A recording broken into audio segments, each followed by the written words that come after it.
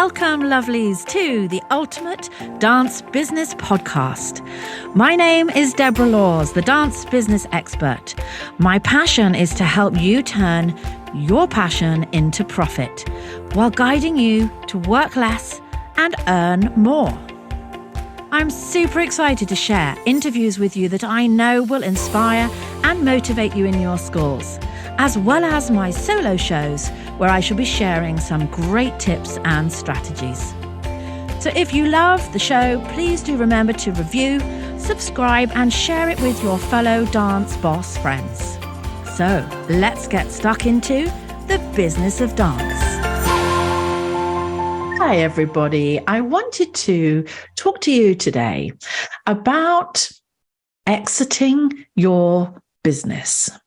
Now, you'd think that this isn't a topic I would ever really want to discuss because I'm here to help you grow your school or to help you build a great team or to improve your pricing. Like, I'm here for all those things that feel very positive and growth based.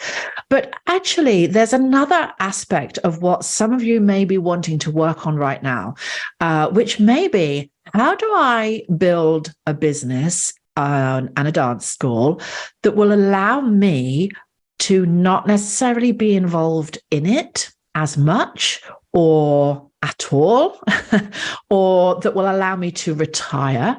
Like, we could be nearing a retirement age and you're thinking, it's going to become a time not so far in the future where I'm going to want to hang up my ballet shoes and, retire from my school, and I'm going to want to pass it on to somebody else. Or maybe you're just feeling like it's just a little bit too much. The teaching that you do, the admin that you do, everything boils down to you. All the responsibility is on your shoulder. It just feels too much. It's too heavy. And you just want to be able to earn great money, but maybe not be quite so involved, maybe be able to hand some of this stuff over. And in fact, if you're not in either of those positions, maybe you're still fairly young and you're building your school and it's new and it's exciting, but you have a real business head on you and you appreciate the fact that actually it would be really sensible for you to future-proof your school so that if any awful, horrible occasion came up where you could no longer be in your school, you weren't able to work, you weren't able to show up, that your school would still be fine. It would operate without you. It could still thrive without you, and it could still bring you in an income. So basically, I think what I'm going to talk about today is for any of you, because you could fall into any category. So I wanted to talk about what happens when you no longer want to be working as much in your business. So the first thing is, I think we need to be able to remove ourselves from the studio. So what this means is, obviously, you have to build a team around you so that you don't have to be teaching all of the classes, or in fact, potentially any of the classes. And before I move on, I actually just want to address that one point right there, because I think sometimes for some, not for all, but for some, you get to the stage where maybe your passion is your school and growing your school and your business and what you're creating for you and your family and the financial stability, and that all really excites you. But maybe being in the studio teaching doesn't excite you anymore. Maybe you've done it for many, many years, and actually, that's not the thing that you really love anymore. I just want to address the guilt factor that very many people start to feel when this is them. Like, I think because we invest so much in ourselves, and dance has been part of our life, our whole lives, most of the time, to actually be able to say openly, actually be able to say the words, I don't want to teach anymore, is huge. It's so huge, we can't even sometimes even admit it to ourselves internally. But if you have reached that decision, I just want to say, please don't feel guilt around that. There is no shame. There's no judgment. There's no shame God that's going to come down and cast his bolt lightning on you and say, how very dare you not want to teach in a studio anymore and just manage and run your business. Like, there is none of that. The shame is only in our own head. There's nothing wrong with reinventing yourself and your role. And many, many people in business change careers, decide to go down a new pathway, launch a new business in something completely different. If it's okay for them, it's actually okay for us as well. So that's just a little side note I wanted to address, because I know that today's podcast, which is about being able to exit the business, could feel really uncomfortable, because part of that is exiting the teaching as well. So now that we've addressed that, now that we don't feel so much shame around not wanting to teach anymore, obviously, we have to have teachers. So presumably we are building a team, or we're going to be planning to do this, in the future. So you have a great bunch of teachers that teach all the classes. So here you are now, not having to be in a studio 5 days a week, 6 days a week, 7 days a week, evenings, whenever you were doing it before, maybe not at all. The next thing is we have to have really, really robust systems and processes in place, because when you have a really structured handbook, if you like, on how everything runs in your school, how you want it to run, when that is really clearly laid out, so for example, job roles for people, how you like tasks done and completed, the way in which you want things tackled, like when all this is very clearly written, documented, videoed, however you like to do it, then you know that people going forwards for years and years and years will carry on doing things your way, because they can watch that video where you taught them how to talk to a new parent, or they can read that process when it came to what happens when somebody wants to leave the school. Like, you've documented and recorded the whole thing. We call it a playbook. You need a studio playbook for your studio so that you could hand over the full the operations manual to a member of staff or several members of staff, and they can run your school for you in exactly the way that you would like it to be run. Now, that takes a whole heap of time and energy from you to create that. So my advice is, if you are thinking that this is something sensible to do, to take care, to future-proof your school, if for one reason you couldn't be in it, or because you're looking at semi-retiring or fully retiring, or even selling your school, start to create your playbook now. Who are all the people that you contact to pay for your venues and to book your halls? How do people pay their bills? What's the system? What's the invoicing procedure? How do you work with your CRM, whether it's MemberMeister or Dance Studio Pro or DanceBiz? Like, how do you upload a new student? Like, all of the operating tasks that people would need to learn how to do that.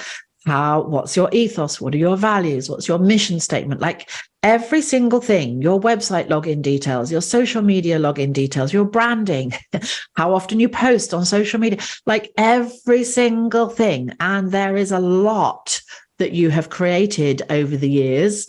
It needs to all be documented and written down. So I would suggest that you start by creating 2 to 3 of these little processes. This is how we do it, videos a week. 2 to 3 a week. And it will probably take you about a year to complete.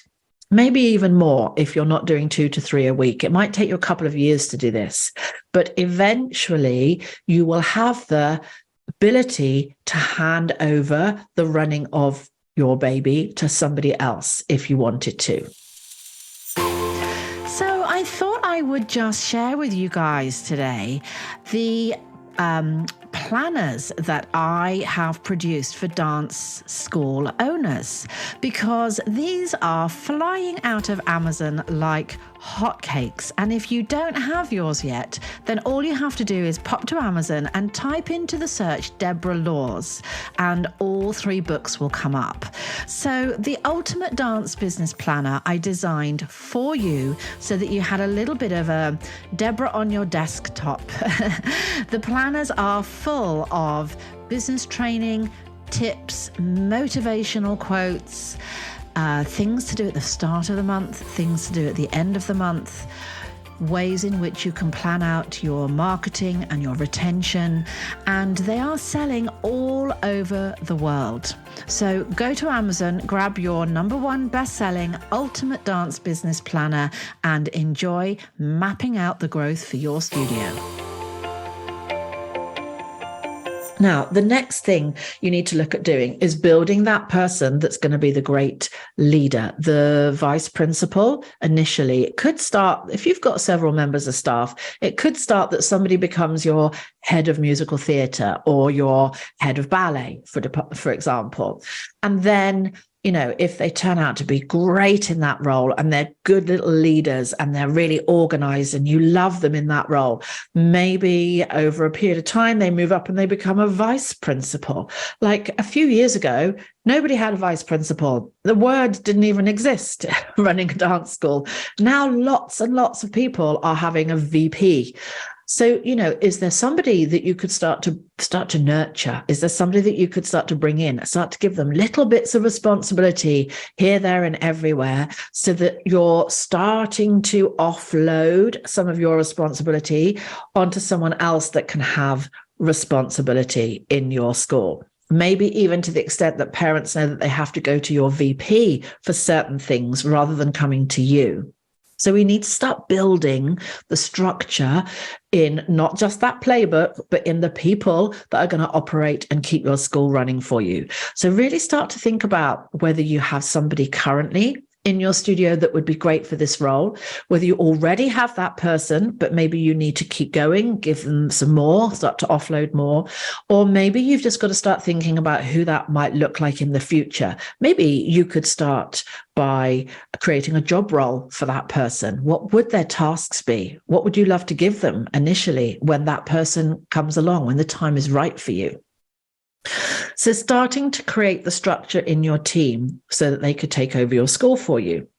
And I think, if you're serious about this, I think it's starting to be a little bit less present in your studio. We want parents to see a very gentle transition as you exit your business, not a sudden, oh my gosh, we've woken up today and where's she gone? Like it's all changed and, Deborah's not around anymore. Like, unless you are selling your school, in which case that would be the case, then there needs to be a gentle transition. Oh, we no longer go to Deborah if we want to talk about exams, or we no longer go to Deborah if we want to talk about my child's progress. We go to the customer experience person. Like, what are the things that you can be stepping out of so that people gradually get used to you not being there for absolutely everything? And one of those things that I did was I was there religiously on exam day for every set of exams we ever had, year in, year out. And I decided I no longer wanted to have to be there, especially as there were some sessions where, when my school was huge, I didn't even teach any of the children that were coming to exam day. So I put things into place so that my teachers could be there. They could invigilate, they could take care of the parents and the kids, because they were the ones actually that taught those children and knew those parents. And I stepped away from always having to be there at exam days. The other thing is, maybe you do a lot of competitions and maybe you want to get to the stage that you're not giving up every weekend for your kids, as in your students, and then not seeing your own kids, as in your kids. Maybe you don't want to be there anymore at competitions, and you need to start putting something in place where the parents learn to manage without you, or you have a different member of the team that goes along to different competitions. Like, multiple ways of doing this, but the important thing is, are you wanting to exit and not be the person that's always there at competitions? That's another area that you could slowly start to implement. Maybe you begin by not being there for every single one, and then eventually, a few months, weeks, years, however long down the line, you're not there at any of them. It's all part of your exit strategies. And I think ultimately, the last thing I wanted to talk about was, what would that exit strategy look like for you? Now, if you've had to exit due to illness, then obviously it's a temporary thing, because you are going to be coming, stepping straight back into the building, well, maybe the building as well, but the business, as soon as you're able. But if it's because you're wanting to retire and you no longer want to be there and be present on a daily basis or a weekly basis, there are various ways that you can go about this. And you might have thought about these before, but this might be a little bit new for some of you. You can sell your school. You can sell it 100% handed over, no longer yours. You have none of the rights to your school. You were reimbursed financially, and you have absolutely zero to do with it anymore. The other thing you can look at is exiting almost fully, because you've got a great team and an amazing vice principal. They're in it, they run it, and you literally just waltz in.